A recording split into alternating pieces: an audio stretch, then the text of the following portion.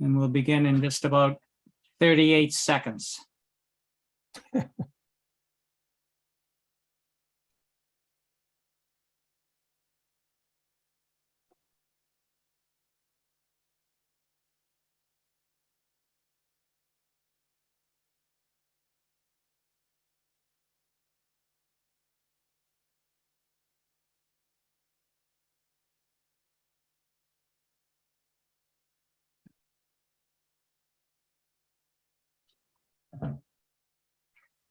Okay, I think we should get started because we have quite a program tonight. Don't want to waste any valuable time.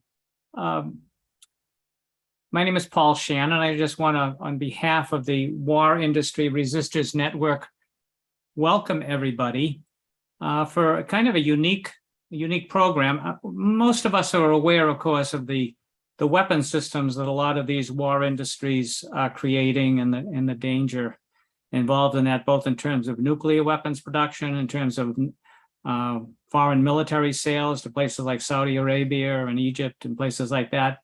And many of us are even aware of the impact that these war companies, especially the big five, one of which we're going to look at tonight, that the impact they have over U.S. foreign policy even and their connections with the U.S. government.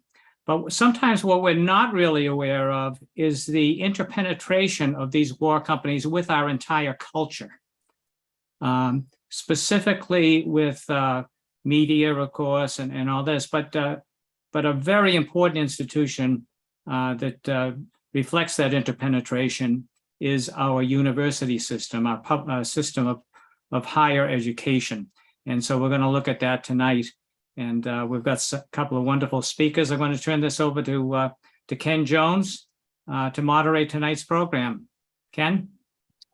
Great. Thanks, Paul, very much. And welcome, everybody. It's great to see you all here. I'm seeing 71 participants, so that's fabulous.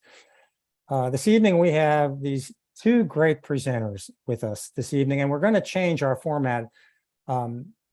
Usually what we do is ask people to show some slides or make a presentation as such, followed by Q&A. What we've asked our presenters, Indigo Olivier and Nick Robb, to do is to just speak without a presentation, without a slideshow, and tell us what they've been doing and the research they're doing and the actions they're doing, and then have an interaction, have them interact with each other, have you all interact with them, devote the session primarily to Q&A. So with that said, let me introduce our two excellent presenters. Some of you may have seen the article in These Times written by Indigo Olivier. I sent it out as one of the emails I sent out. I sent a link to it. It's titled, let's see, I'm missing the title. Tell us the title, Indigo. Inside Lockheed Martin Sweeping Recruitment on College Campus. And the print title is A Bachelor's in Bombmaking. Great, thanks. So, so Indigo is a reporter researcher at the New Republic. And her writing on politics and labor and higher education has appeared in The Guardian, The Nation, Jacobin, and in These Times, where she was a 2020-2021 Leonard C. Goodman Investigative Reporting Fellow. Her investigative work on Lockheed Martin, which is in this article that Indigo just cited, was supported by in These Times Investigative Institute. And I'll introduce Nick too before we get started. So Nick Robb is a PhD candidate at Tufts University. He's studying disinformation and its effects on public opinion. For several years, he's organized political education and direct action around climate crisis, militarism, and how they fundamentally connect through work with Sunrise Movement, Mass Peace Action, and dissenters. This past spring, Nick organized fellow students to disrupt recruitment events hosted by General Dynamics and Raytheon at Tufts, and is working to grow an anti-militarist presence on campus. His work is motivated by the belief that the climate crisis and militarism are fundamentally linked, so organizing against both is essential to securing a future for life on our planet. Good. So now what I'm going to do is just lead off asking Indigo sort of just to speak to us about the article you wrote, Indigo, in these times, and it's about the role of Lockheed Martin on college campuses. Can you just give us a brief summary of what you learned when you invested? I know you just told us and before we got online here that you spent 2 years investigating it. So tell us what you learned and what's going on in that article, would you? Yeah. So first of all, thank you for organizing this event. And I just want to preface this conversation by saying that it wasn't just the defense industry that I found on campus. So I'd go on to some of these universities' websites and they looked like, I don't know, like the side of a NASCAR, just like the way the logos appear on their websites. So it's also ExxonMobil and, Bank of America and Halliburton and all these huge companies, Home Depot. It just total saturation. I think with Lockheed Martin, there's like a very clear connection between the government like underwriting all of this research. So I think that was really important to note. But I guess what I found, I mean, it didn't start off as an investigation on Lockheed Martin exclusively. Lockheed Martin just happens to be the world's largest weapons manufacturer and the single largest government contractor in the United States. So they just happen to be everywhere. But I mean, the same is true for General Dynamics and Raytheon and Northrop Grumman. Lockheed Martin just seemed like a great corporation to zero in on.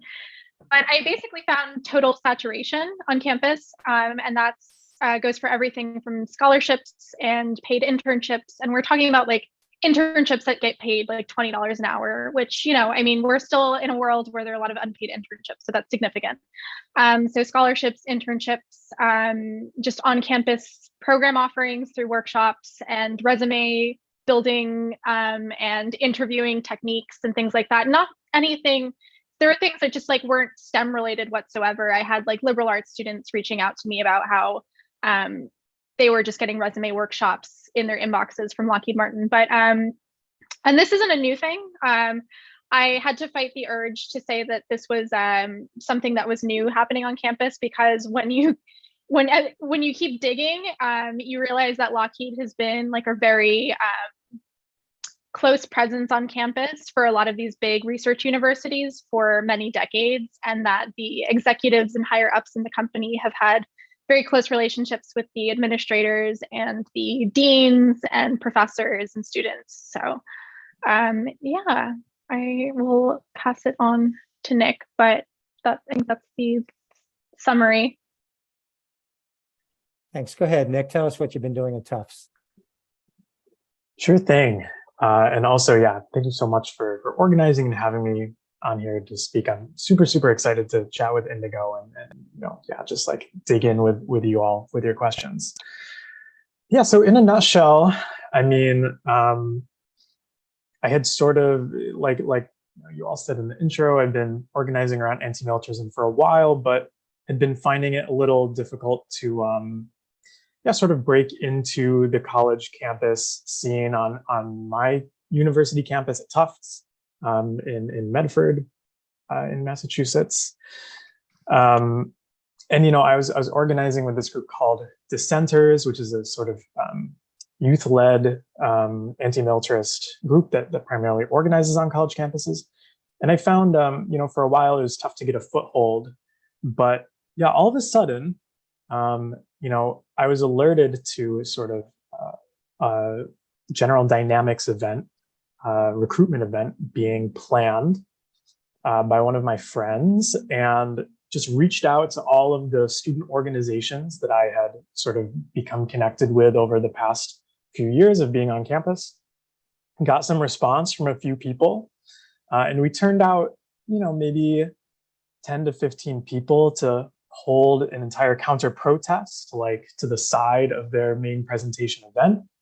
And we effectively, by sort of holding a totally sanctioned rally under, the Tufts Student Code of Conduct or whatever, effectively, presented them with big questions that they didn't like, and they wanted to shut us down, and they, had the campus police come, and at one point, one of the General Dynamics folks tried to like rip the megaphone out of one of our comrades' hands who was like speaking at the rally. It was just very a wild thing, but they ended up leaving in the end. And a bunch of students who we talked to were truly like, thank you so much for doing this. Like, you know, we flyered and handed out information about General Dynamics, and they were so grateful to kind of know, like, oh my gosh, Tufts is bringing these kinds of companies to our campus. That's pretty, you know, that's no good. And then we did the same with Raytheon, who came, I want to say like a week later. It was such a quick turnaround. And in that event, I actually went into their presentation and just asked them questions that they wouldn't talk about in their sort of recruitment pitch. Like, you know, I'm curious why you all aren't talking about sort of the fact that you all make bombs and missiles, and that students may be working on that. And after a few rounds of questioning, they got incredibly frustrated, you know, called the police, were going to escort me out of the room. And, you know, they had this intense reaction. So this has been sort of setting the stage for what we've been doing on campus. And it's really been on more and more students' minds, and I see it resonating with more and more people. So that's, I suppose that's the nutshell I'll leave it at. I hope we can dig in more. Great. Okay, so now let's do interaction with you all. And I think the way to do that, as we've done in the past, is if you go to your reaction button on the bottom of the screen and you raise hand, right? What'll happen is we'll see people start to line up to speak. And we'll just go in order as you raise your hand, and we can see that you've raised your hand. I will ask people, I know you'll have a comment as well as a question, and to please make your comment brief, so we give Indigo and Nick, you know, opportunity to speak to us. And please do have a question as well for them. Okay, so I see Donna Bosco, first one. Go ahead, Donna. Hi, I'm just struck. It's a comment and a question. I'd love to hear feedback, but one of the things that keeps coming up to me across the board, whether it's this issue or politics, the Republicans, it's like when people have been used to rigging the game, and then you present them with something like what you did at that presentation, and they're throwing you out and they're doing all these things. I feel like they don't have the resources or the experience to deal with anything that isn't already, you know, lubricated for them, if you know what I mean. It just seems to me like, you know, change the rules because we're not winning, or we don't have anything to say. I'd love to hear more people kind of talk about that, like, oh, sore losers, or you're just not prepared for anything that's not already been arranged for you or whatever. Okay, Nick or Indigo, you want to field that? Nick, I'll let you go for that one first. Okay. I'm curious to hear what you think too. I mean, I think that's a good observation. It really was one of the things that I think I took away from these actions is, really truly how fragile their legitimacy is. Right? Yeah. And just amidst a few questions, they get so frazzled. But I think it also speaks to kind of how Paul alluded in his introduction, this militarized culture, right? I mean, the folks who work at these companies, you know, a lot of them, you know, I don't want to, you know, personally, whatever, call out or anything, but just the culture that these companies are a part of and engender inside themselves is part of a broader militarized culture, right? So I'm not surprised that, you know, the sort of status quo response is to repress with potentially physical violence if things don't go your way. It's the same thing we see recreated through, you know, police involvement, through military all over the world. So I wasn't particularly surprised that it shook out that way. Do you have thoughts, Indigo? Yeah, I mean, I completely agree with that. On the other hand, though, I think there's also this element of I did find a lot of material about this when I was doing research online. It just didn't happen to be from a journalist perspective, like a critical perspective. It was more like press releases from the universities or the companies. Like they weren't shy about this. I'm just like telling anyone, a student, professors, anyone who's online, like this information is out there. You just need to put it into Google. Like I did a lot of my research on Google, not all of it, but like a lot of it is just on Google. And I think there's an element of these Lockheed executives and the recruiters and everyone who's involved in the system not being used to being challenged about their beliefs, one, and two, not thinking that they're controversial, because they're not coming at it from a perspective of like, we are going to go and bomb the Middle East. It's more of like, we are fulfilling a patriotic duty and this is keeping the country safer. Like what's the controversy there? We're actually, and I mean, and then their rationale is that we're making more advanced weapons so that we kill fewer people. There are less casualties now, and that's why we have forever wars, because you don't see them. It's more targeted. But on the other hand, when you're on a university campus, these companies, I mean, Lockheed, for instance, has a corporate partnership with Georgia Tech, where they have a prearranged understanding that Lockheed gets to use their interview rooms and can set up tables in their lobbies to recruit students. So like they have the institutional backing of the university. And I don't think that's just for Lockheed. I really think it's more of just like these universities say that they depend on these corporations for their career programs, like their career programming, not necessarily their academic programs, but for other things. And they are going to protect those dollars, whether it's ExxonMobil or Lockheed Martin or Home Depot. Yeah. Okay, Melody, go ahead. Yeah, I think this question is for Indigo. I'm not sure. I'm a retired professor. It makes sense to me that there would be corporate influence and money flowing in, whether it's from the corporation itself or through the government, through contracts for research. I mean, that's been around for a really long time. But I'm curious about what form, besides what you just said, it takes the influence of the corporations.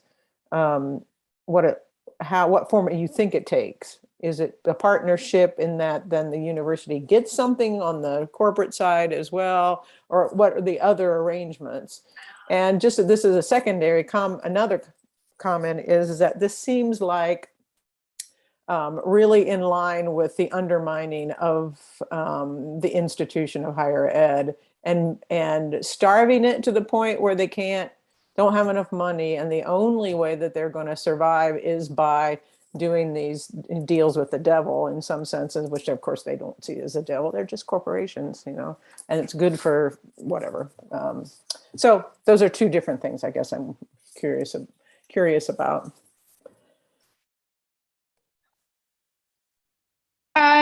Yeah, so I will not speak to like Home Depot and other companies, but I can speak to Lockheed. And the funding, as I said, looks like $10,000 yearly scholarships, which is like not a small amount of money. It looks like which can be renewed for 4 times. So that's like $40,000. It's more than the average undergrad degree. So scholarships, it looks like, again, $20 an hour internships. It looks like co-op programs. It looks like paying individual laboratories will then collect from different corporations, not just Lockheed, but like Lockheed and other corporations, and then disperse those funds through graduate stipends. So like they'll cover tuition and housing for a graduate student through those university specific programs. It will also look like potentially $1 million defense contracts that are being funded by the Department of Defense. At Georgia Tech, it happens to have a very close relationship with the DoD. So it's a $250 million contract over 10 years. And basically you're working on things for like a specific agency. In this case, it's the Aviation and Missile Center. So they focus on drones and missiles and projectiles, precision guided munitions, things like that. And what they'll do is the Defense Department will fund it. And as I mentioned in the article, they will fund the basic research on the back end, basically. And because of the Bayh-Dole Act, which also the Bayh-Dole Act basically allowed private corporations to come in and patent federally funded research, which was a huge turning point. It was, I think, 1980. It was around Reagan. So the Defense Department will fund the research on the back end. The universities will disperse it to graduate students and professors and researchers and make this whole ecosystem out of it and build their campuses up around it. And then these companies either will come in and grab it or have already partnerships built in with the Defense Department where they know that that research is going to eventually get transitioned to the company. And then it also looks like charity, like large donations to universities. It looks like particular partnership programs with the Career Center. I mean, you can go on and on and on, but I think that's like a pretty good array of things for now. You want to add to that, Nick? Okay. All right, Noah Mills, you're next. Need to unmute. Perfect. Thank you. Thank you for hosting this today. I just graduated from Tufts, so I actually was able to attend that protest, and it was quite good stuff. And so as a recent grad, I'm not a grad student, but a lot of my main question sort of centers on grad students. So I'm wondering if you think, it seems that there's this idea that, right, like grad students are also very much a part of this ecosystem. The research that they do is directly sort of co-opted and utilized by these, weapons contractors, military defense companies. So I'm guessing, so my questions are around like, are grad student unions like the best tool we have to fight these things? I know student clubs, having been a part of them, are good at making noise, but don't typically tend to get stuff outside of, protests done. Not super effective for long-term change. So yes, do we need to be like telling grad students, hey, you're complicit in this, just because you're in academia doesn't mean you're safe from real world consequences? And how can we organize grad students? Or is there a different group that would be better to organize? Sure, I'd love to speak to this briefly. Yeah, Noah, great to see you. I'm glad to have a Tufts grad on here. That's super cool. Yes, it's so tricky. I mean, I work all the time with my colleagues and other students to try to tap into this idea that our work really is used by these awful companies, and that our work is really just specifically made to do things that are sold to you as like search and rescue type of operations, but are search and destroy really. And it's I really believe that like sort of how it was framed earlier, like universities and graduate work and research is a crucial link in this sort of pipeline of like how the military industrial complex thrives and reconstitutes itself and is able to sort of pervade into society unbeknownst to a lot of other people. So I am so with you in that disrupting these types of things at the research level, at the graduate research level, it would be enormously impactful. And just to sort of briefly speak to how do we get grad students on board with this type of thing and like really reckoning with their complicity in these types of things, it's super difficult, right? There are so many, I mean, part of my degree is in cognitive science, so I'm like very aware of there are so many psychological and cognitive processes that kick in when you feel like you're doing something bad and you don't want to feel like a bad person. So there's endless rationalizations like, oh, I'm too busy, like I can't organize against this, or oh my gosh, my advisor will not let me graduate, I can't organize against this, or it's really hard to get funding, I just have to take it from this place, or like, it's just basic research, it won't be used on weapons. These are all the things I hear over and over and over. And at the end of the day, I think we need to hear people and meet them where they're at and say like, it's a real emotion that we need to acknowledge. And that's sort of the organizing lens of it, where we really need to be meeting grad students where they're at and say, I totally hear you. Like these things are real and they are stressors, but we need to be like doing the long-term process of like building trust with each other so that, if it were like friend to friend, like really close friend to really close friend saying, honestly, I am just so concerned like with the work you do. Like I think we really need to find some way to like not have your lab do this. Like, would we be able to work together on this? Is a much more approachable thing than, you know, going up to a random student and being like, your work is bad, even if it is. But it's just a long and arduous organizing process where I think we can intervene and we should intervene, but it is very difficult. But that's the joy and difficulty of organizing. Indigo, you want to add anything? Yeah, there were a few points there that I wanted to touch on, so hopefully I reached them all. First of all, on the question of basic research, if you work on basic research, it will get transitioned at some point. Someone will work on it on the other end and tinker it and tailor it to whatever platform that they want to use it on. So that's just like flagging that. On the point about going out to people and telling them that they're complicit, I actually am not sure that this is the right approach. I don't think it should be much softer. I think we're at the point where there's so many people who don't know that, one, don't know that this is going on, and two, don't understand the context, because again, we're protecting the country against terrorism and fascists and the powers that want to tear the United States down. So I don't like the context there culturally, within the system of higher education, within friend groups, is just not there yet because of where we are, I think, historically.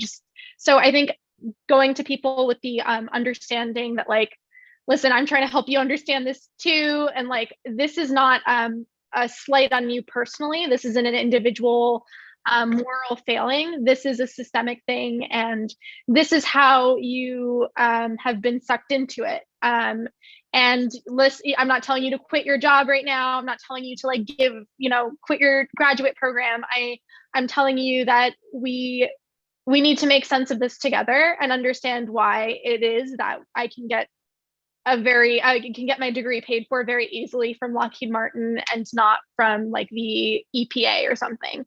So I think going through that and just like actually going, I mean, I think as student organizers right now, the biggest thing that you have to be worried about is just talking about this thing, like just talking to people and like getting everyone on the same page about what's going on. Because going through this research, this investigative research, it took me so long because there just weren't articles about it. Like everything that I drew on for the most part were like primary sources. These were university budgets. These were corporate documents and SEC filings. Like these were like very nitty gritty, and then having to string it together into a cohesive story was like incredibly tedious. So just letting people know that it is incredibly powerful. But on your point of graduate unions, I don't have an objective opinion on this.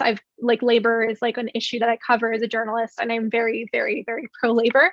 So I do think that graduate unions are actually the best way to organize for things like this, only because I think you need an institution that will be able to outlive you once you leave the university. I think that's a huge problem with student organizing, is that the turnover is so high that like you can't really make roots in a university, because even if you're a graduate student and you're there for 5, 6, 7, 8 years, that's a generation. And then a bunch of new students come in and they have no idea what's going on. No one's there to tell them. And usually, and you guys know how it is, it's usually a very, very small group of very dedicated people who are burning themselves out to try to get the word out, and not like a whole network. So just having the union there lays the foundation for that network. And also it's not just the issue of Lockheed, because once the issue of ExxonMobil comes up, you already have a structure in place to not just talk about Lockheed, but to talk about ExxonMobil. And then, once, hopefully you have like a graduate union that's doing some really critical thinking and organizing together, and start making the connection between,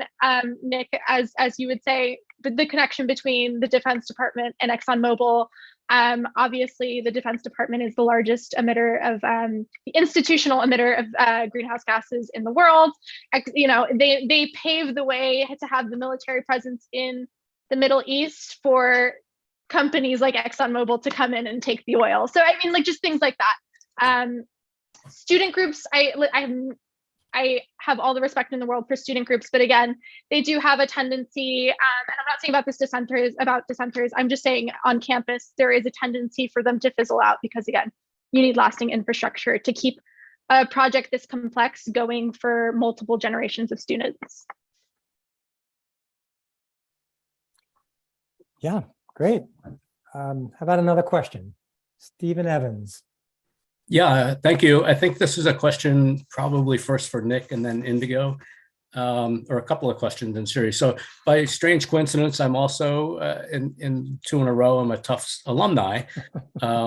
And so my question originally, this is probably more for Nick, but then based on what Indigo said, maybe you too. My question is, as an alumni, is there a pressure point, like an office within, it's probably not a graduate union, but is there an office like that brings these companies in to recruit new students that we could, as an alumni group, start to put pressure on? And part 2, well, yeah, middle part is that true confessions, I'm an alumni also of Raytheon. I worked for them for a year in their telecommunications. And then luckily I did turn down their job in the military part of the organization. And then the last question is, I'm a big customer of Home Depot, and I think Indigo has mentioned them twice. I don't know what's wrong with them, but if you will enlighten me, I'll appreciate that. So, okay, I'm done. Thank you. Yeah, thank you so much, Stephen. And I just want to uplift what Indigo already put in the chat. Yeah, I absolutely agree. No shame, no nothing. Like Indigo said, it's a social structure, right? That it's like it's also a trick to have them say that it's like all on your shoulders as an individual to fix the whole thing. It's much more complicated than that. So really appreciate the question. In thinking of the pressure points for alumni, to my knowledge, I'm sure Indigo would know a lot more about this, so I'll just keep it short. Tough stuff at Tufts comes through the Career Center, and sometimes the faculty and administration have personal relationships with the people at these companies as well. So that's some of the avenues of how they get in. But yeah, when I think about when we've thought about how to put pressure on these companies from the university's perspective, they really do care so much about their image, and they care, in a lot of ways about, they care differently about different alumni contributions, whether that's financial or word of mouth and reputationally. I think it would be an incredibly powerful asset to have a group of organized alumni to say, we are disappointed, aghast, uncomfortable with how our institution that we had been at is participating in these systems. Like Indigo said, I think we're at a stage in this kind of growing movement that's having sort of a resurgence, I think, where like right now there are just many voices that are needed from all angles, and that kind of reputational pressure, I think, has a lot to make the university sweat. But I'm sure Indigo has much more detailed thoughts. You're muted, Indigo.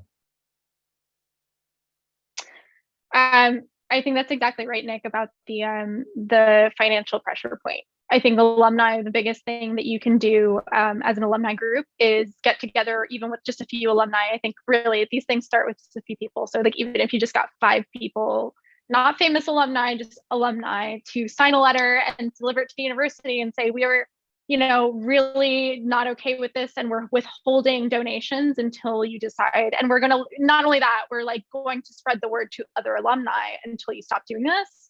I think that's a pressure point. I don't think that's the main pressure point. I think, again, we're talking about like billions of dollars in terms of over years, of course, billions of dollars in terms of the money that comes in from corporations and the defense industry. So it's small in scale, but also putting them on the spot like that. I think there's some power in that.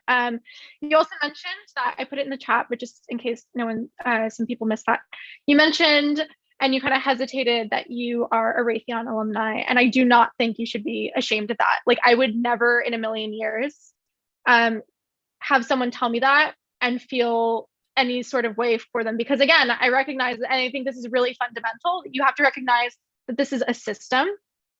Again, individual choices are individual choices. And I think if we're good enough at explaining why things are the way they are, people will make better individual choices. But I don't think we should be like ashamed to talk about this kind of stuff. And one of my sources in the article happened to be a student at Georgia Tech in the late 1950s and 1960s, who was recruited from Lockheed Martin and worked there for a series of years, and then got involved in the anti-war movement and quit in this huge act of protest, only to become like an anti-war activist and a professor at CUNY who wrote this fantastic book about the militarization of science.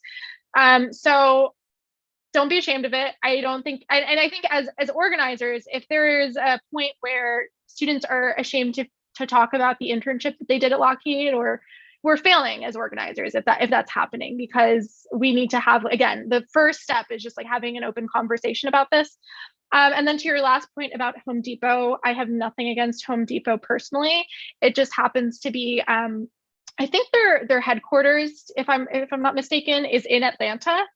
And they have along with Lockheed Martin, have a very close relationship with Georgia Tech, just because I think of like the proximity between Home Depot's office and like Georgia Tech. And just because, again, not just Lockheed, but other corporations donate to the university. And Home Depot happens to be a corporate partner at Georgia Tech.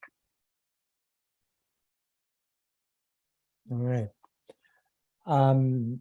I hope I pronounced your name correctly. Is it Moji Aga? Moji Aga.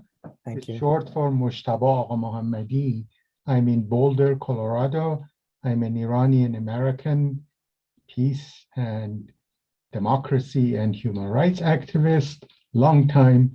And I love to see Nick and Indigo, young faces, the anti-war movement and other movements need young folks desperately. And I want to first mention in 2003 or 4 or something like around that time, I was a visiting scholar at the Center for Middle Eastern Studies at the University of Arizona. And later I went to the Africana Studies for for a different project. But I was recruited, if you will, by the University of Arizona South at Fort Huachuca. It's in Sierra Vista. And they wanted to hire a bilingual, bicultural Iranian American who would do a curriculum of teaching Persian to American soldiers and intelligence officials. And I absolutely had no intention of accepting the position, except I went there I did the interview and they liked me, and this was done through the University of Arizona in order to make it legitimate, look legitimate, except it was done through a defense contractor that had a language of the other, quote unquote, or language of the enemy's portfolio. And Moji, can I encourage you to ask a question so Nick and Indigo can get in on sure, this? I wanted to, anyhow, what I did is I got hired, except I didn't want to start. And I said, okay, give me a letter of hire.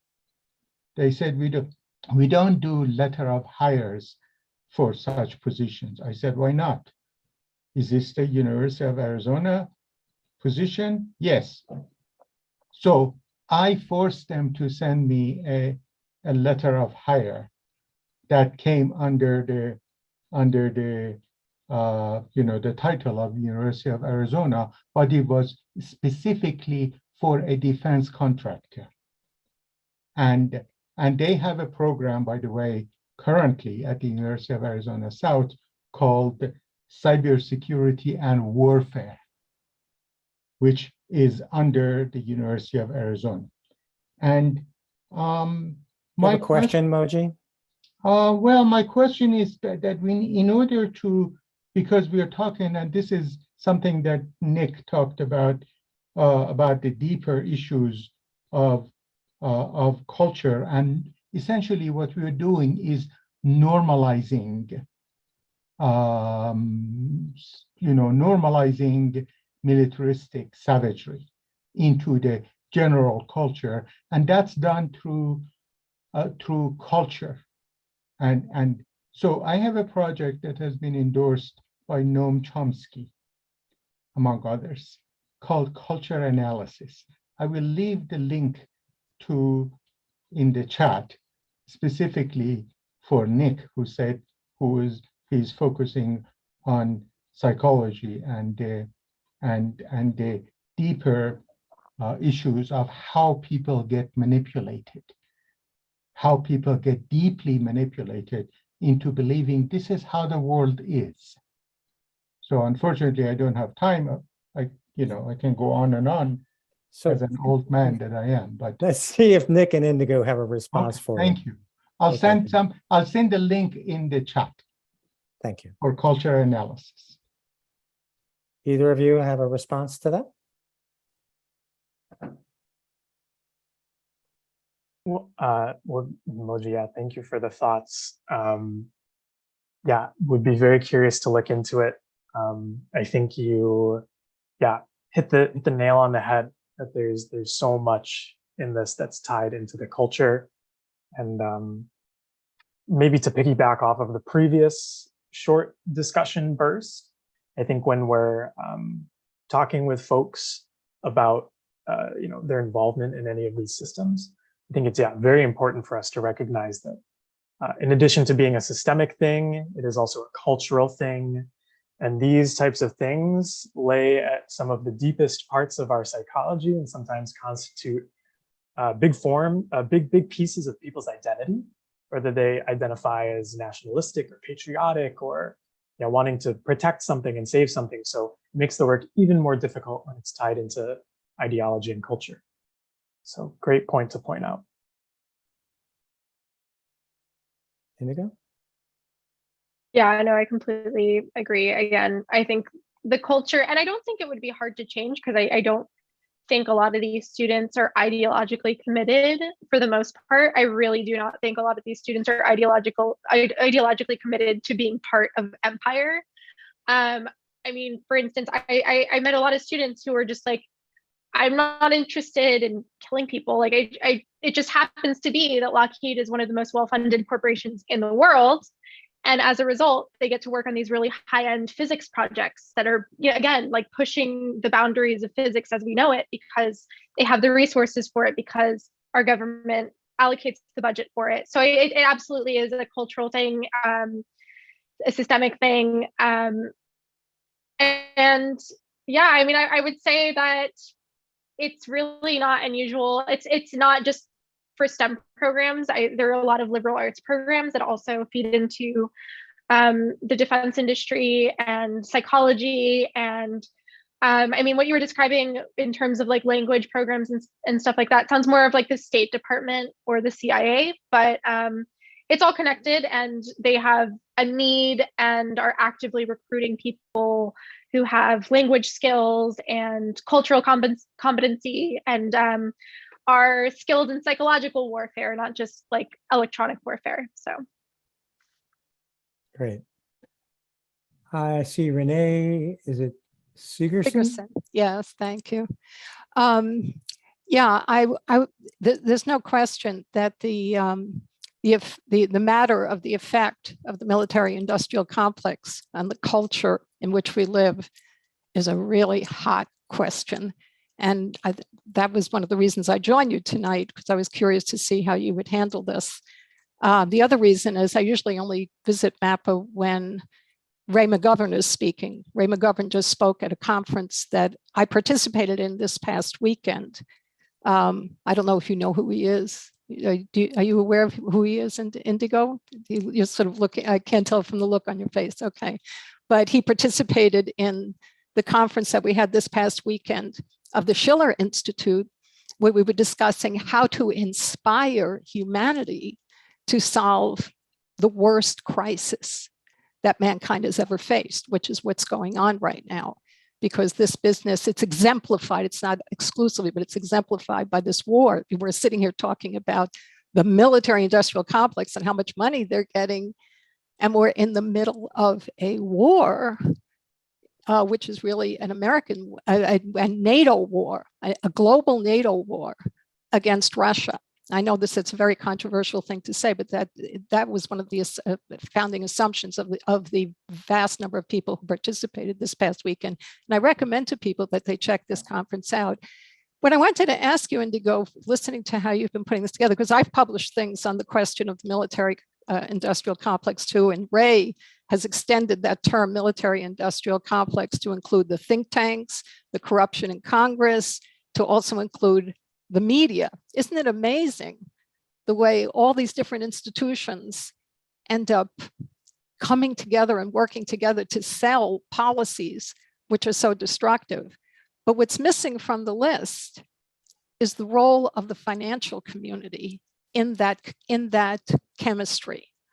And I was wondering if you'd thought about that, because a lot of the work that we've done in the Schiller Institute under the influence of economist Lyndon LaRouche, a lot of the work that we've done has been to demonstrate that if you reorganize the financial system to serve the public at large, rather than a small group of people, that in fact, you can change the culture and get it back to really building a beautiful future. And we're in a very interesting moment because there are nations all over the world right now that are doing that are pursuing the kinds of policies that Mr. LaRouche has addressed, but which have been suppressed by the media in the United States. Americans don't hear about what we do. Now, you're a journalist. That's a wonderful thing. And you have an activist here. That's a wonderful thing. What I'd like to ask you is, first of all, have you thought about the role of the debt crisis in generating the underlying debt crisis in generating this cataclysmic situation where there's just pouring all this money into military hardware rather than into what humanity actually needs? Have you thought about that? All right, go ahead, Indigo. Yeah, definitely. It's definitely a central theme in my investigative piece about Lockheed Martin. I also am going to drop it in again, just so you guys know. This is a much shorter. The investigative piece is 4,300 words. This article is it's like 900. It's an op-ed for The Guardian that I wrote to go with the Lockheed piece, and it definitely addresses debt. Yeah, I mean, I wouldn't say that we need the financial systems. Let me rephrase this. I wouldn't say it's exclusively the financial systems that we need to win over, because I think we need to win over again, this like cultural element and also the political element of like elected officials who are able to control the public purse, because the financial systems are only as effective as the governments that oversee them. So if governments are deciding to, I don't know, redirect an $800 billion defense budget into the education system, we don't need the banks to be on board because we have the budgets. I mean, I point out a lot of really striking figures, I think, or at least they struck me when I saw them. You know, just to name a few, the government has decided to allocate $1.7 trillion for Lockheed Martin's F-35 fighter jet program. It is a clunky, heavy, somewhat inefficient jet for the kinds of things that they had in mind when they decided to start the program. And it just happens to be that it's completely one-to-one Lockheed Martin's F-35 jet with the total outstanding student loan debt in the country. So, I mean, when you look at things like that, you're like, you could easily have just not decided to build this jet and fund higher education, and we wouldn't be having this conversation today. But I mean, the reason that we are is because, again, it's not the financial institutions, it's that our elected officials think that, I mean, for instance, there was a Republican representative, a congressional representative in Indiana, who the day that Joe Biden canceled student debt, kind of came out on Twitter and said the quiet part out loud. And he says, student debt relief undermines military recruitment at a time of dangerously low enlistments. And when I first read that, I liked it and retweeted it completely unironically because I thought he was saying it critically. And then I had to go back and think, and I was like, oh my God, this guy is like completely serious. So, I mean, if you think about that, I mean, another figure that I didn't point out in the investigative piece, but I pointed out in the Guardian op-ed is that I think, let me just pull my figures out here, right? Something like $2.8 billion was considered a historic investment in 2021 under the Biden administration for HBCUs, and it was 5.8. Nearly twice that has been given to Ukraine in a matter of months because of the new Cold War with Russia. So it really is just a matter of priorities. The entire student debt crisis could go away with a stroke of a pen. And I say this as someone who was a Pell Grant recipient who just got the remainders of my loans canceled. But on this issue, I will not stop because it's just not fair for the rest of people. I mean, my mother, who is 62, also has an amount of debt that she's going to die with. She's never going to get rid of that student debt. And she was a teacher for her entire life. So I just don't think it's fair for people to, again, spend all this money on a single jet program when like all these people are suffering. Yeah. How about you, Nick? Anything to add? Sure. Yeah, thank you for the question and the context, Renee. And yeah, definitely echo Indigo's answers, and the sort of comparison of the figures also shocks me. And that tweet just made me laugh so hard. I loved that so much. I wanted to just briefly like insert a little point as to from the organizing side and sort of like the theory of change, like how are we going to address this behemoth? I was intrigued by like sort of the thought process of like, okay, should we, target politicians who control the purse, or should we target the economic system that, creates social conditions that are sort of favorable to imperialism and militarism, or should we target the culture of imperialism and militarism directly, right?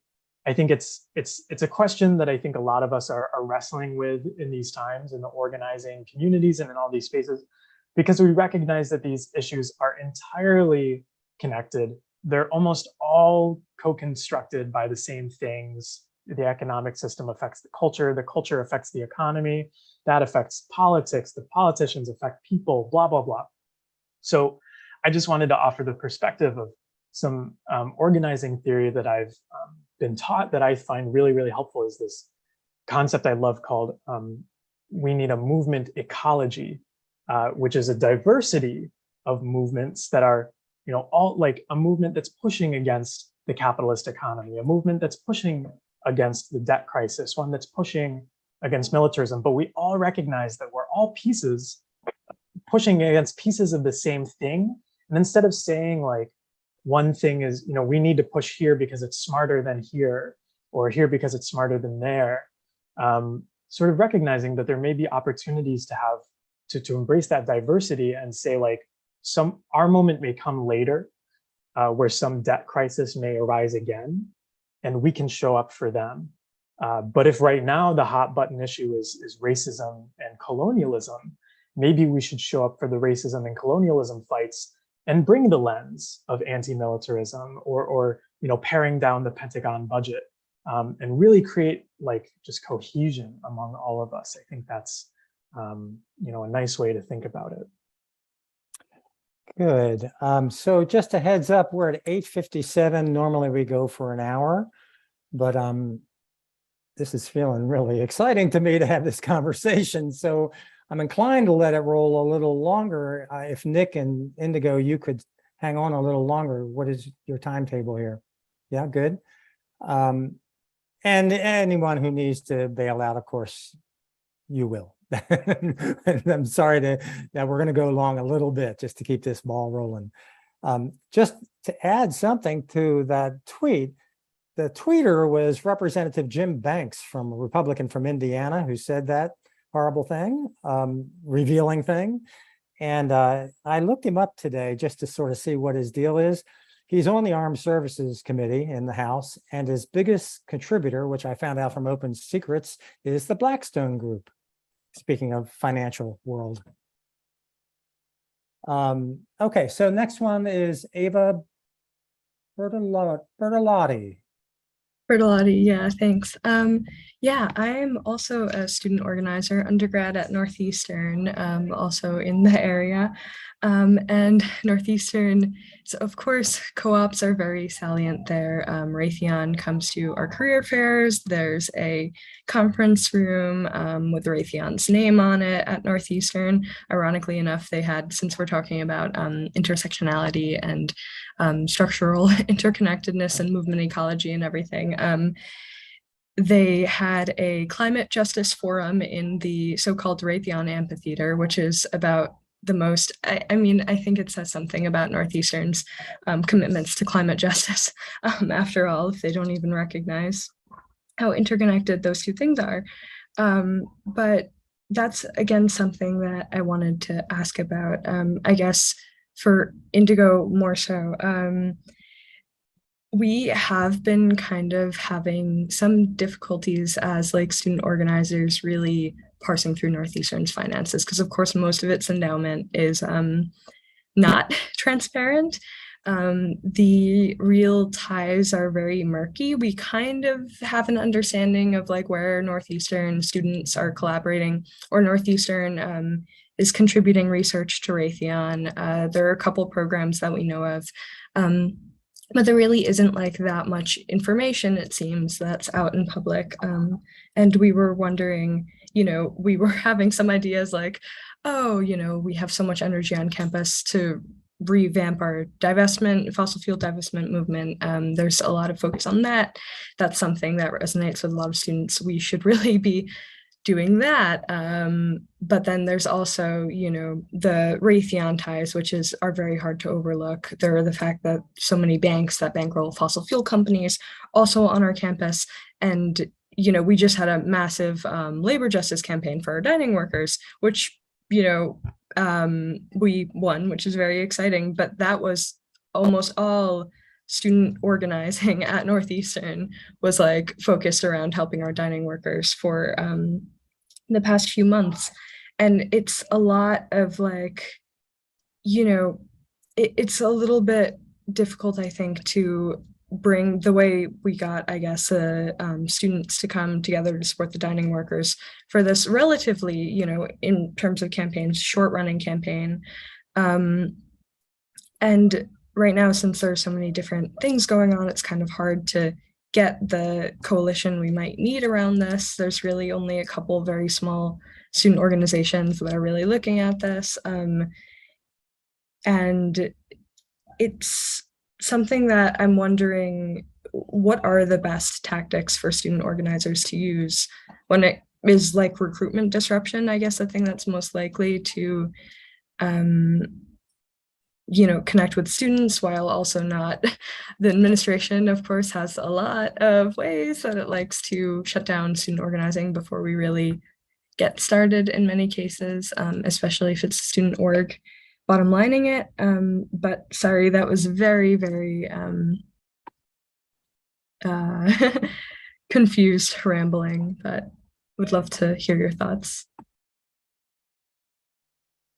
Thanks for that question. It was not confused at all. It was great. Let me just start off by saying that it doesn't take one form, and that I think the fact that you were able to get people to show up for the fight for the cafeteria workers is a fantastic first step.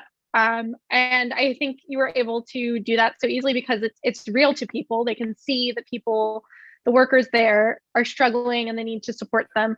But I also think you shouldn't necessarily make the comparison. And this is why I kind of went back to the point of the importance of having a union on campus to kind of just have the structure in place so that each time a campaign comes up, you don't have to completely build the foundation from the bottom up each time. It's fantastic. I think, you know, I don't necessarily think that fossil fuels and I'm sure Nick has a lot to add to this. I don't think that the issues of fossil fuels and defense are separate, and in fact, you can make a much stronger argument when you try to connect them. So if you don't just say we're launching a divestment campaign for fossil fuels, or we're launching a divestment campaign against the big five, which are the big five defense contractors, you can say we are launching a campaign for socially responsible investing on campus.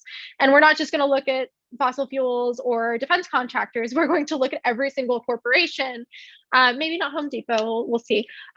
Every single corporation that has some nefarious connection somehow, and we're going to weed them out. And I mean, there is a point where you do have to have the threat of, like, again, not necessarily a strike, but some kind of action, some kind of threat against the university, where it's like, if you do not divest from these, we're going on a tuition strike, or the graduate workers are going on strike, for instance. That's been like great. Or the professors, if you can get them to get on board with you, are going to withhold their labor. So I think connecting those things is great. And I think it's really hard. That's a good question. It's really hard. I think as a student organizer, you probably, and like, listen, I've been there as a student organizer organizing. The reason I'm interested in this work is from the stuff that I found at the New School, which also had a fight to support our cafeteria workers. The reason I'm sorry, I lost my train of thought there. Sorry, I completely lost my train of thought there. I'm going to give it to you, Nick, until I regain that train of thought. No worries, no worries. Was it anything on, like, you need something to strike, or you need something to, like, withhold labor? Does that, like, bring it back? No. I had a lot of thoughts. I had a lot of thoughts going at the same time. Your question really excited me, so I will get back to it, I promise. But if you was want it to anything answer about the research aspect, maybe? Like, how do I'm you not even find sure. things out? Because I was curious about that too. Oh, I'm sorry. You triggered something there.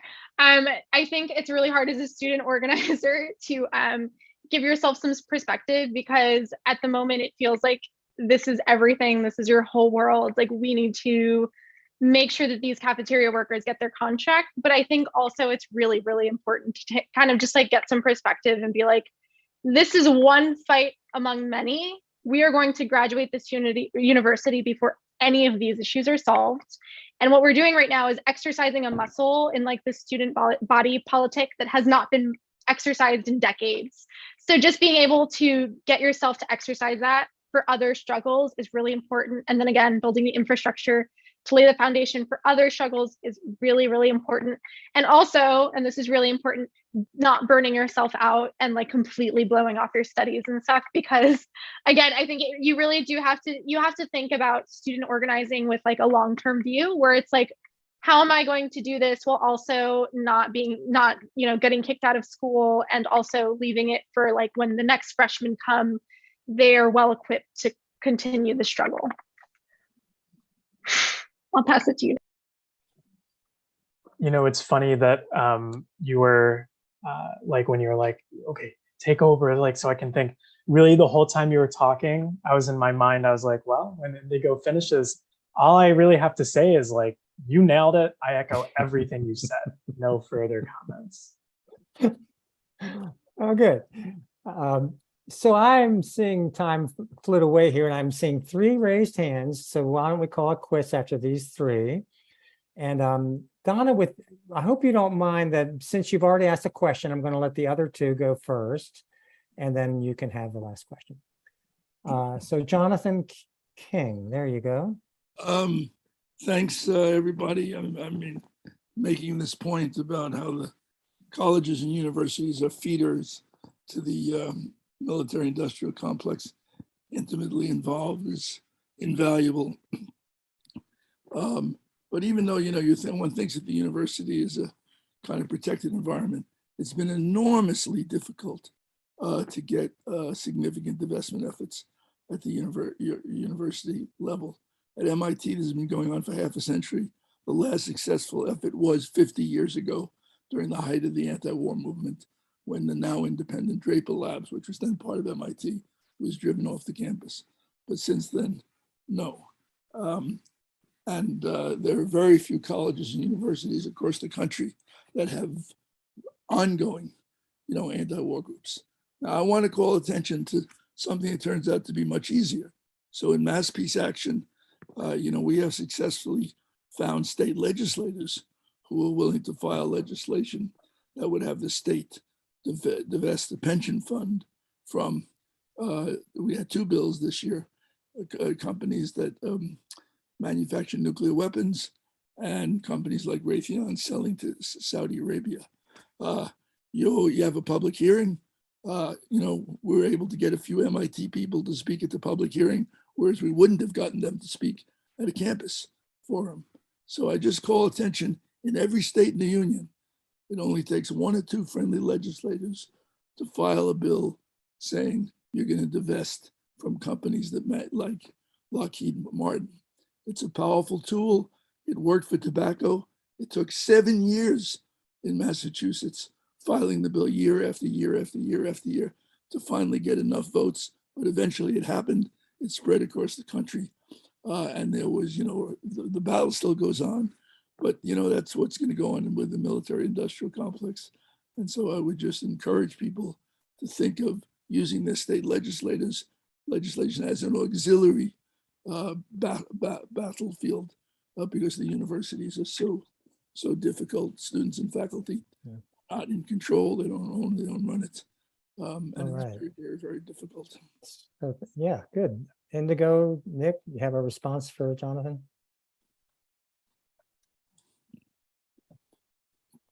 I'll just say, yeah, good to see you, Jonathan. Yeah, thanks for raising that up. I think it absolutely makes sense. In the scope of movement ecology, I agree that, if we win some legislative victories, it makes other things easier. If we win some cultural victories, it makes maybe the legislation easier. I love the idea of, fighting multiple fronts if we have the capacity without burning ourselves out, like Indigo said. Yeah, I think the only thing maybe I would add to that is like you should focus on where you are. I think as students, they have like a little more leeway to possibly, not all of them, like I worked in college too, so like I understand the struggle, but they like just in physical proximity have a little more leeway to kind of get together and do these things. But I think just like fighting wherever you are, whether it's, I mean, again, also it's fight where you are, but it's also fight where like the issue, where you have the most leverage for the issue. So universities do have a lot of leverage for the defense industry. If you are at Starbucks, if you're a worker at Starbucks, the leverage is forming a union. But I mean, I think it takes different shapes for different people, than where you are in your life. Good. All right, I see, I don't have a name, but I see a phone number there. Whoever you are, would you unmute and ask your question? 1-847-744-2935.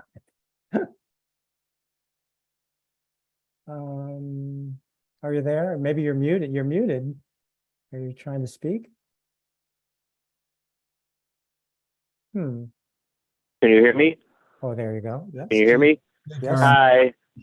Okay. Hi. Yeah.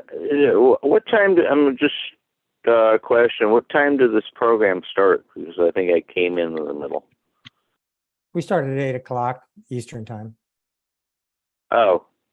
Okay. I started. Oh, okay. Well, I came in at 7. So I don't know if I missed anything. That's Chicago time. I don't know if I missed anything or not. Anyway, thank you for the talk. I just want to comment, a couple of comments. This is very, the whole thing is very systemic. I remember most original research in this country is being done by the military. That's just how it's been done for several decades for some reason. Basic research, I mean. I remember in 1986, I lived in Evanston, Illinois for many years. I'm now on the northwest side of Chicago. But anyway, Jake is my name. I'm a member of Kappa. Chicago area peace action. In 1986, remember that's when Ronald Reagan started his Star Wars program. And so a grant of $250 million was given to Northwestern University to start what they called to finance the construction and startup of what they called the Basic Industry Research Laboratory, or BURL. And as I said, it was because of the timing. It was at the beginning of, this is from the U.S. Department of Energy, and because of the timing, it was there was a lot of suspicion that it might have actually been Star Wars related research. Okay. Jake, I'm going to try to nudge you towards asking a question. If you can keep your comment brief. Okay. Ask a question. Yeah. Okay. Well, that was it. I'm just saying that they gave it an accurate sounding name to sell it to the community. This Evanston also had become a nuclear free zone. So again, there was a lot of suspicion. They denied that they were doing any military related research. And it was never clear. Some people filed a Freedom of Information Act suit to try to get some more information out of the Department of Energy. I don't know how that was ever resolved.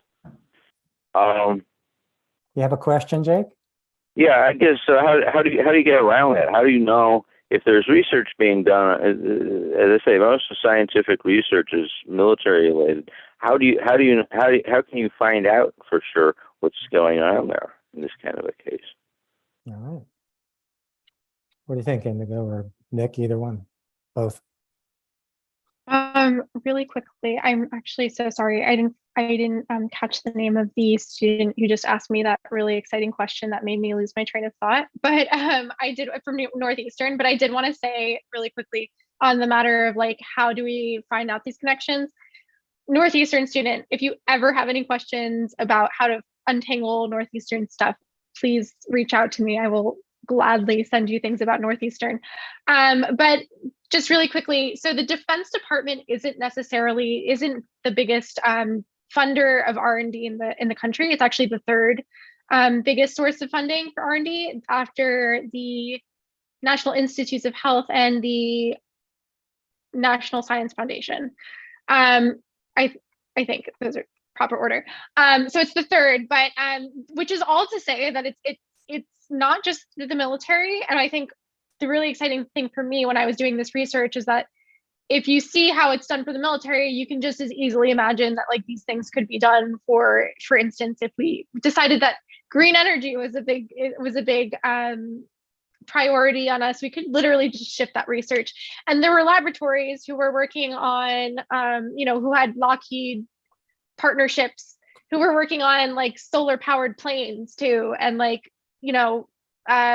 alternative fuels and different types of ways to move off of fossil fuels. So I don't think it's just the military, but I think I missed part of the question, but I will pass it to Nick now.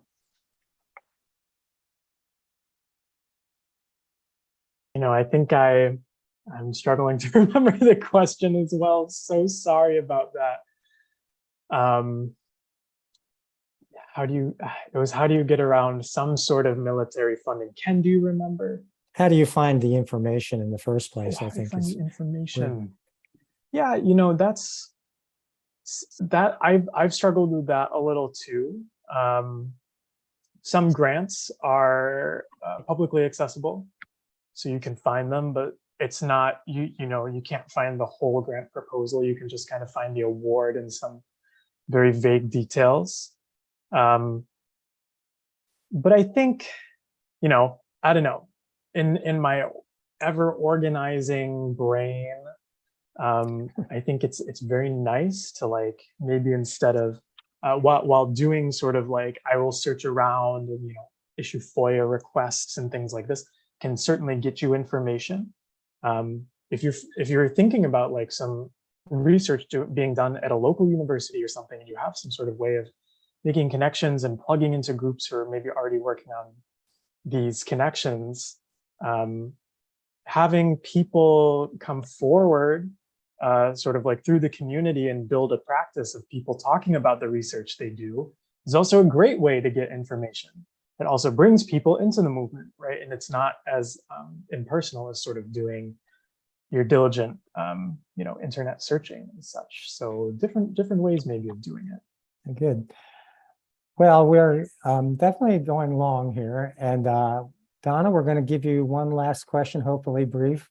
And then we'll have Paul speak a little bit to close us off here for the evening. Go ahead, Donna. Well, I'm pleased to have this last slot, and I'll try to keep it as brief as possible. But I was very interested, Nick, when you were talking about the psychology of people wanting to do good things or not do bad things. And I'm going to share an anecdote. When I was young, like you guys, Barry Commoner came to our college, spent 3 days. I was so moved by learning about the nuclear energy issue. He educated us, and the one big takeaway I really wanted to share, because I sometimes, you were talking about how to approach people, and I think of winning the hearts and minds of people. I think a lot of times art can do that. I went to a bread and puppet show years ago, and it made such an impact for me about the Amazon. So I think sometimes we are so earnest about what we're doing, and we think as long as we tell you it's bad, you're going to stop it. This is what Barry Commoner said, and this was over the pollution and the environment. He said, you don't go to the president of GM and tell him stop polluting because it's not good for children and human beings. And he used the term common thread. He said, you find the common thread between what you want and what they want. And he said, this is back in the 70s, okay? He says, you say to them, look, GM, this is the way things are going. Pollution is going to, you're going to have to do catalytic converters or whatever they did. I don't know the terminology. You could be the front runners on this. So I think where I'm going with this is when you approach these would-be candidates, do you go to them with alternative jobs that would feed that good desire to, like, for example, defend the country? Maybe talk about how defending the country could actually be done better this way. That's one thought I had. And the other is that, again, we have to be careful about thinking, I think, just because we know it's wrong. So I'd love to hear, Nick, because you talked about the psychology, how are you effective? Where do you put your pressure points? What he was basically saying is not pressure, find that common thread.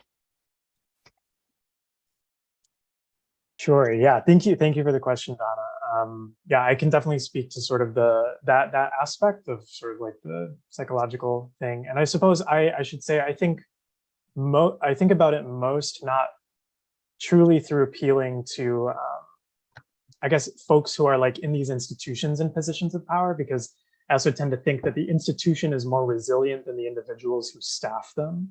So even if you convince, I used to work at GE, even if I convince the president of GE to stop all their, missile factories, the institution exists for the reason that it exists, and it is more resilient than probably I could take on.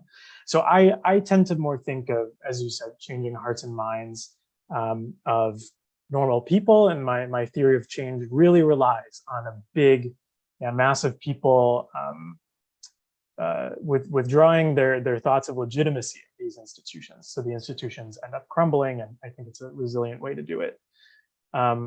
So I think, it's the idea of common ground is absolutely a part of it. It's very difficult. There's an idea that we learn in some organizing trainings that it's called the spectrum of support. So if you imagine sort of people could go from like 0 to 7. On like 0, they like want to totally pollute the environment, and 7, they wanted a red deal like yesterday. People lie somewhere on this spectrum, and as organizers, it's our job to assess where they are and meet them where they are right there, and maybe, okay, nudge them from a 4 to a 5, and then a 5 to a 6, recognizing that all sorts of people are different places on this spectrum. And that's, unfortunately, I think it's on the one hand difficult because it makes very clear that it's a long process.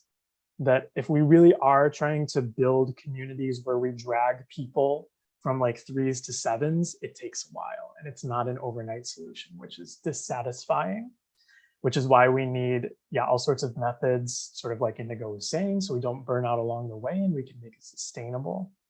And I think the second point I wanted to raise that's also difficult psychologically is, as an organizer, it can be difficult to hold on to the fact that you're a 7 while still talking to people who are a 3, meeting them where they're at, and not, pushing too much your 7 energy on their 3 minds and bodies, and still feeling convicted and not, gaslit that like, oh, maybe I'm crazy that I'm a 7, or maybe I'm too confrontational. It's no, like, grounding yourself in the fact that we are in the right, and people will come to our side. But again, that's a long kind of game to play. There's all sorts of interesting psychology around it, psychology of changing minds politically. Indigo, thoughts? No, I completely agree with this. And I know Nick knows this intimately, but just for like the other people. And part of that 0 to 7 spectrum is recognizing that there are a lot of 0s and 1s that you 1s, 2s, maybe even 3s that you just will never reach. So I think knowing where the soft points are, again, seeing the students who aren't necessarily ideologically committed to making missiles that are going to bomb Yemen are a little more susceptible to being like, well, listen, I know you want to do this really interesting defense work, but like maybe you can do that with NASA on the space program instead of the defense work. And I think there's also an aspect of it where it's like, if there is a student who's like very low income and they are getting by completely through a defense program, like, and your job is to like let them know where they fit into this ecosystem, I think you should focus on getting them to wrap their heads around where they are in that ecosystem than to actually leave the program. Because like maybe it makes sense to have this super, super smart apolitical STEM student in a Lockheed program at your university if you're his dorm mate and you're like constantly sending him like anti-militarist memes, and like slowly over time you're kind of like eroding his thinking and stuff like that, and like leave him in the program. Like, sure, he's getting a free ride, like do it. He's, but I there is a point, and Nick touched on this, I don't think we can appeal to corporations on this front. I really do not. I think there are a lot of politicians that we can't appeal to either. I think it's a matter of like trying to build up the cultural and political powers to just make it that these dollars aren't going to these corporations in the first place, because GM isn't going to make the right decision. If you want to like target a pressure point within GM, you speak to the workers and you try to get them to organize within their union, but you don't appeal to GM. You would appeal to the people who work for them, who have a union contract and are able to withhold their labor within that company and say, we will not work for you unless you divest from these fossil fuel assets or whatever it is. Yeah. All right. Well, that's been a great conversation, a great evening. And I think we need to call it quits now. And hey, Paul, you want to give us some final words here? I'm sorry with you all having your raised hand, but we're just going to have to quit right now, I think. So Paul, over to you. Thank you, Ken. Thank you to our speakers. Thank you for all the good questions and comments. I think many people have seen what an interesting this program this is and how useful it might be for a lot of people to see it. Fortunately, you will all receive either tomorrow or the next day an email with a link to the recording of this program that you can share. You will also get a link to the War Industry Resistors Network, this network of groups working against various military contractors all around the country, from Lockheed to Raytheon to General Dynamics, et cetera. We do actions together. One, just to build on what people were saying tonight, this idea of institutionalizing student resistance, student organizing at colleges. The groups that we're working with are mainly older people, and they're in their community groups. And if those groups could link up, which is one of our projects at the War Industry Resistance Network, is to try to get the groups involved in the network together with student groups to develop relationships that are helpful to both. And I think the community groups can provide a lot of stability to make sure that student organizing can continue from one generation to another. So that's something to think about. And I think we want to encourage our members to think about that as well. So keep an eye out for that information. We hope, especially if you belong to an organization, you will get involved and join our network, the War Industry Resistance Network. As you can see, a lot of people are connected. We had a very good turnout today. In fact, we still have 54 people on, even though, what is it, midnight now?